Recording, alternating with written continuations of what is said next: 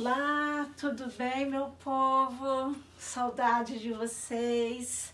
Estamos aqui para mais um vídeo aula e agora vamos entrar no módulo 2, que tem a ver com economia continental.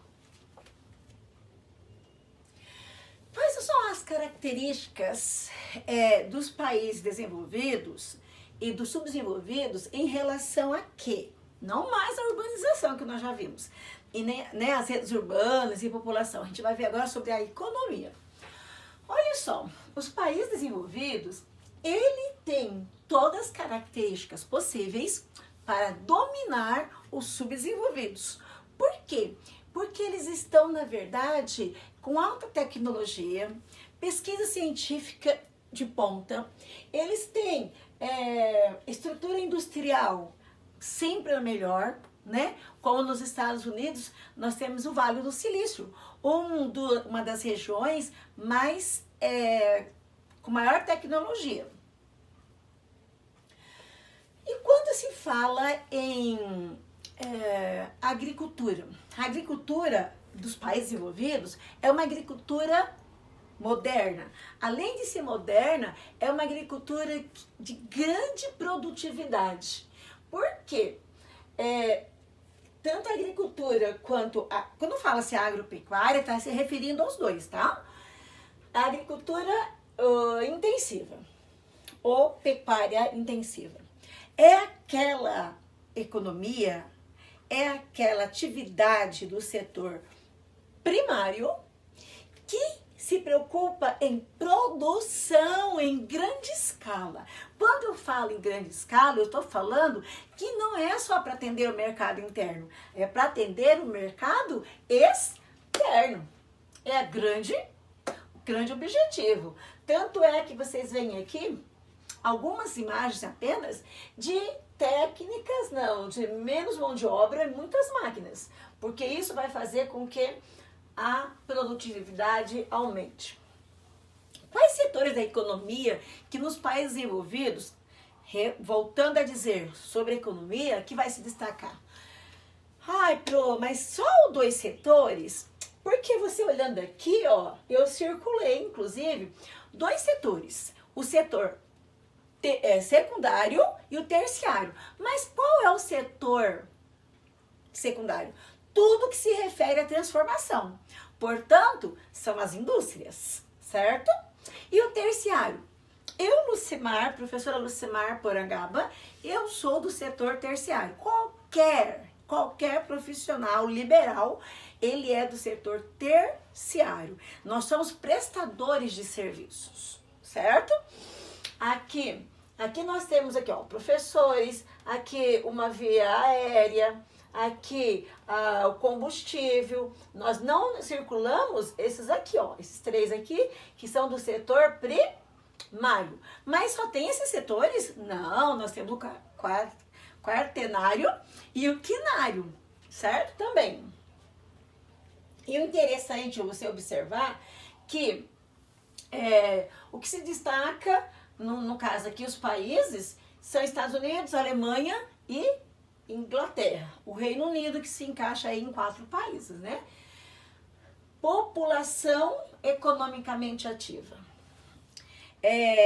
Se temos grande quantidade, né, pegando como base a sua mão de obra, trabalhando, é claro que esse país vai desenvolver.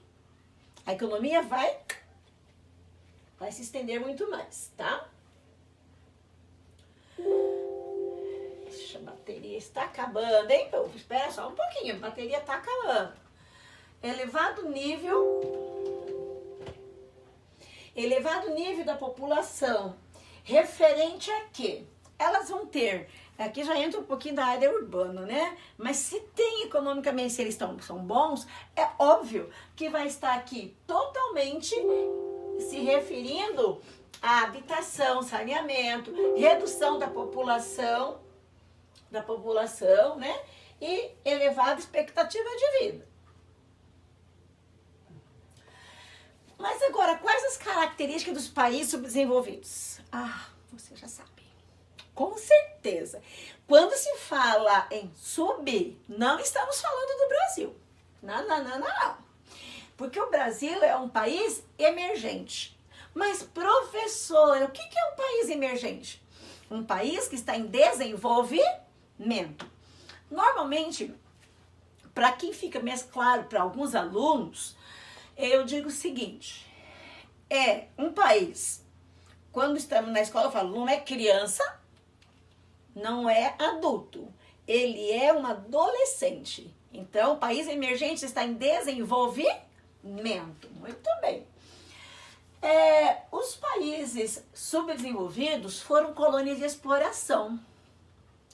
Se foi colônia de exploração, eles retiraram o máximo que tinha de riquezas, quer sejam naturais ou quer sejam minerais, certo? E tem baixa industrialização. Mas vamos retirar aqui 2 países?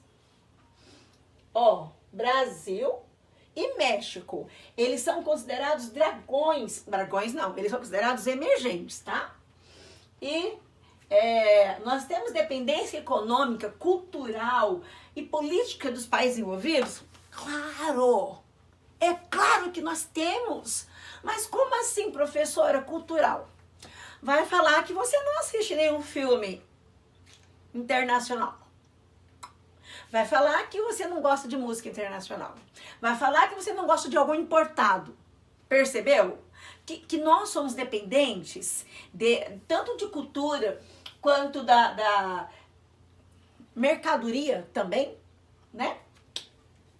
E política. Se é política norte-americana ou dos G7, que são os países mais industrializados do mundo, se houver uma queda, nós estamos preocupados agora, né? Que está tendo coronavírus, né? Covid-19, uma crise internacional.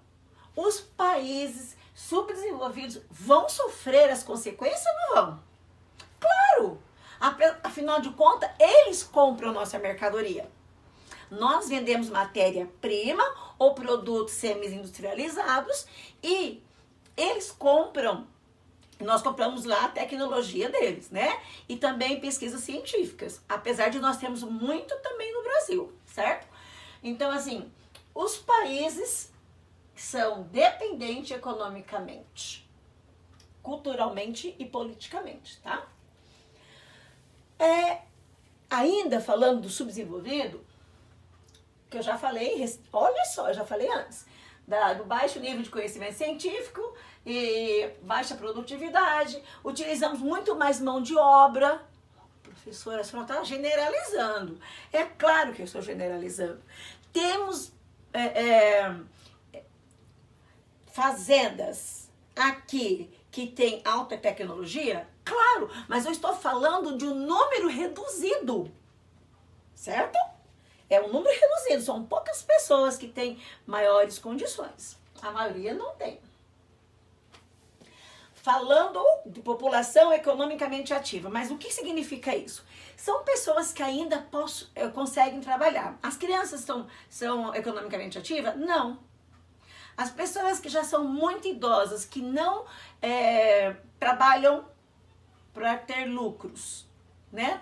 Não trabalham, não pagam os impostos normalmente das empresas ou são autônomos, elas são inativas, certo? Nós somos ativos.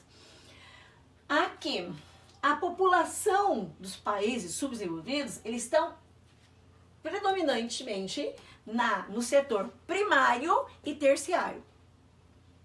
E muitos deles estão assim marginalizados. Como assim? São população que trabalha informalmente. Mas o que é trabalhar informalmente? Trabalhar informalmente é quando você não tem um registro, tá? Não é dona de nenhuma empresa, não tem carteira assinada, não tem vínculo nenhum, né, com a empresa ou vínculo nenhum com a prefeitura. Se você tem uma empresa, você tem que pagar os impostos.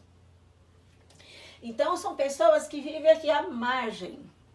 Elas são pessoas que não têm direitos trabalhistas também, tá? Quais são os direitos trabalhistas? A gente sabe que, ultimamente, houve mudanças, mas de maneira geral, uma mulher que engravida ao ter o seu bebê, aqui no Brasil, 4 meses de licença. O homem, 5 dias. Nos países envolvidos, a mulher fica até 1 ano e meio para cuidar do bebê. Mas vamos retornar aos países subdesenvolvidos. Se uma pessoa é registrada, ela pega atestado médico, ela tem como ficar em casa e a empresa libera, porque ela tem os direitos garantidos dela. Já os informais não têm. Aqui tem uma charge, presta bem atenção nessa charge. Pobres pagam mais impostos que os ricos. Aqui o senhor está falando para sua esposa. Além de Bolsa Família, o governo bem que poderia dar, ou podia dar, Bolsa Impostos. Retira nossos impostos. Seria muito bom, né? Muito bom. Mas, infelizmente, isso é quase inviável, né? Quais são os fatores que fazem com que as multinacionais venham para os países subdesenvolvidos? Vocês sabem que o México recebe muita multinacional dos Estados Unidos.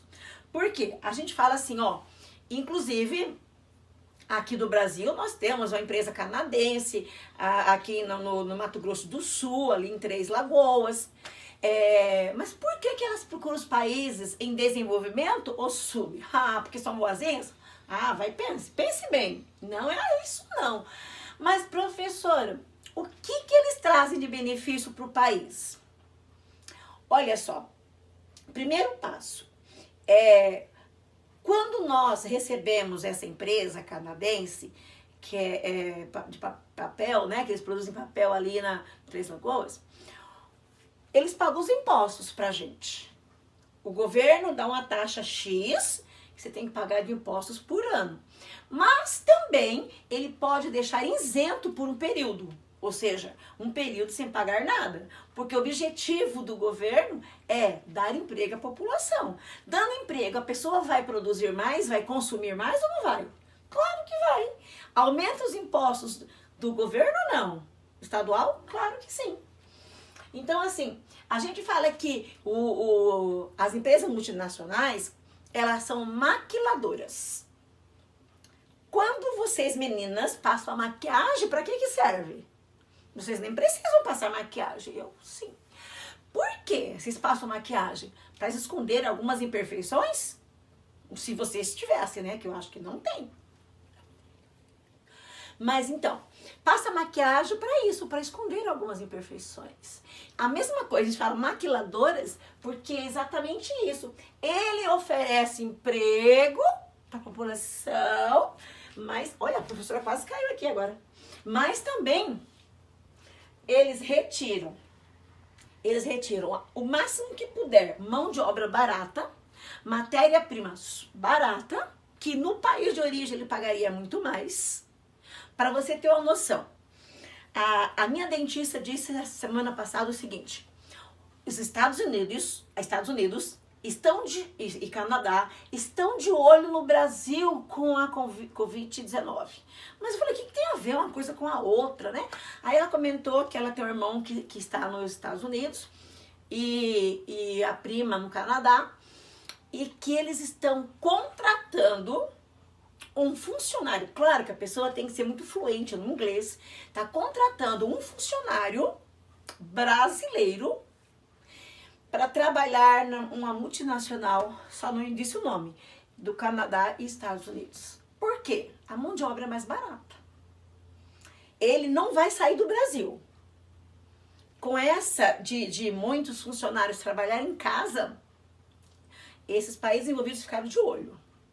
Então aí, ó, temos pessoas no Brasil que serão contratadas por países envolvidos, porque o custo para pagar o funcionário fica muito mais em conta. E muitas leis também, quando se fala em leis, estou falando de leis ambientais, né? As leis sindicais são muito frágeis. Por quê? Alguém faz de conta que fecha um olho, passa, deixa acontecer o que quiser, fumaça, o problema ambiental está se espalhando, mas o que me importa é no final do ano ter o valor do imposto. Produção agrícola mundial. Agora a gente vai destacar aqui os Estados Unidos. Na costa dos Estados Unidos, costa oeste. Eu estou falando do lado do Oceano Atlântico. O que acontece? Modernização. Mas, professora, aqui só está escrito aqui, ó, áreas áridas. E lá tem frutas. Gente, quando nós temos condições financeiras, o que ele vai fazer? Vai fazer pegar um técnico agrícola, né? Um engenheiro, e vai fazer com que aquela área que perdeu a sua fertilidade retorne com técnicas modernas que vai fazer com que aquele solo volte a produzir de novo. Então, utilizam todos os espaços possíveis, né? Estados Unidos e União Europeia. Quando eu falo União Europeia, eu estou falando de 27 países. Lembra que a Inglaterra saiu recentemente, né? Eram 28. De 27 países. É uma competitividade, na verdade, entre eles. Por quê? Tanto os 27 como os Estados Unidos têm alta produtividade. E um fica competindo com o outro, né? Olha só. Protecionismo. O que é protecionismo? Protecionismo, já vou estar entrando diretamente aqui, ó. Protecionismo é quando eu vou proteger o mercado interno e não deixar que o mercado externo venha para cá. Ai, professora, eu não entendi nada. Então, presta atenção. Vocês podem ir no Paraguai comprar o que vocês quiserem, a quantidade que vocês quiserem? Não. Por que não pode? Porque o governo federal, o estadual, eles colocam um valor X. Porque se der liberdade, a gente compra tudo que tiver no outro país e as nossas indústrias vão à falência, certo? Ó, o que são subsídios? Os Estados Unidos, em especial, o governo norte-americano, eles ajudam, eles dão assim um empréstimo para tanto na área agrícola quanto na área do setor secundário, que são as indústrias, eles ajudam, fazem empréstimo com valor muito baixo e longo período para se pagar. Enquanto nós, os países emergentes e subdesenvolvidos, eles não têm condições de fazer um empréstimo com valor baixo. O valor sempre é maior. E a gente acaba ficando em desvantagem. Estamos terminando aqui, ó. Regiões tropicais, Ásia, América Latina e África. Nós trabalhamos simplesmente com a monocultura, normalmente com a policultura, certo? Mas assim, olha, tem empresas que se preocupam em trabalhar em grande escala, mesmo em países subdesenvolvidos, tá? Mas eles empregam grande quantidade de mão de obra, né? E nós, como a gente está numa área tropical, produz muito aqui, ó, o açúcar, o café, a banana, e que na área temperada não seria tão propício pelo clima, tá? Sul e Sudeste Asiático. Quando eu falo Sul e Sudeste Asiático, põe na sua mente o seguinte: eu estou falando ali de Bangladesh, eu estou falando de Nepal, estou falando da Índia, Índia é especial ali, tá? Aí, Sudeste Asiático, da Indonésia, das Filipinas, tá? Nessa área. O que acontece? Tem agricultura de jardinagem. Mas o que é agricultura de jardinagem? É um jardim lindo, maravilhoso? Não. Percebe aqui que independente do solo, porque é um solo íngreme, certo? Ele é assim. O que eles fazem? Fazem como se fossem umas escadinhas. E ali vão plantando. Tá percebendo essa imagem aqui? Para que, na verdade, o solo, quando chover, não leve toda a produção e não fique encharcado, tá? Porque se não fizer isso, muitos solos, principalmente os mais baixos, ficam encharcados. Porque há o clima de monções, que com certeza vocês sabem o que é isso. O que se destaca nesse tipo de trabalho aqui? É o trabalho familiar, ou seja, a família. O que se planta muito? A risicultura. Pro, o que é risicultura? Plantio de arroz, que é a base de alimento deles, tá? Ó, a região sudeste asiática é o maior produtor de arroz do mundo. Do mundo, porque é a base alimentícia dele, né? O clima favorável, eu disse que o clima de monções, que 6 meses, vou explicar para vocês, né? 6 meses, a quantidade de água do Oceano Índico vai para o sul e sudeste asiático, chove muito nesse período, há inclusive alagamentos, e 6 meses depois, como a corrente continental, ou seja, seca, tá vindo do continente, vai para o oceano. Eles aproveitam 6 meses para plantar bastante. Ok. Aqui, a risicultura eu já falei, né? Que eles usam técnicas intensivas, muitas vezes extensiva, com baixa, aqui ó, abundante mão de obra. Então tem que ser extensiva. E baixa mecanização, ou seja, tudo que eles fazem com poucas técnicas. Aqui nós colocamos, na próxima aula, continuaremos a parte 2 da economia continental. Um grande beijo para vocês e até a próxima!